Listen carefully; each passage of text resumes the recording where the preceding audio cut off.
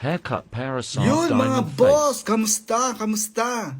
Meron naman tayong tanong dito. Eto, boss, paas lang po, no?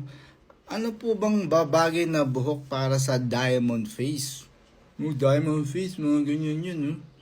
Diamond face yan, ganyan. Diamond face, no? Sige, check natin, no? Sa tingin ko, may example tayo ng mga diamond face.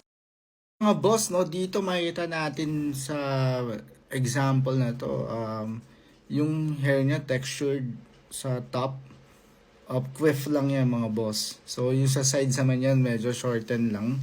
And then pwede din naka-fade yan. So pero mid-fade, and then sa likod niyan yun na, mid-fade, drop fade lang yan. So pwede rin hindi rin naka-fade, pwede rin naman din trim lang, light fade, ganyan. So, check pa natin yung mga ibang example. Ito naman, parang mid-fade din to. Naka-side comb over. Pwede mag-hard part din yan sa gilid. And then, mid-fade, mid-drop fade, pwede rin. Check pa tayo ng, yun no, quiff na naman. And then, taper fade lang yan. Pwede yung taper fade, pwede light fade lang. Quiff. Spike na gano'n para medyo mabawasan yung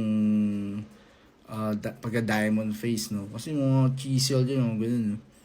Usually mga payat, kaya nagiging diamond face. So, chisel talaga. Gupit nyo at sa shape ng mukha nyo. Syempre, tanongin nyo lang ako dito sa Barbero Boss. Sa Barbero Boss, no, marami tayong mga barbero na napakagaling dyan. Kaya nilang ayusin kung ano man nababagay na buhok. Basta may problema kayo sa buhok, kung anong style ang gusto nyong i-style, kami ang bahala dyan sa Barbero Boss! You know!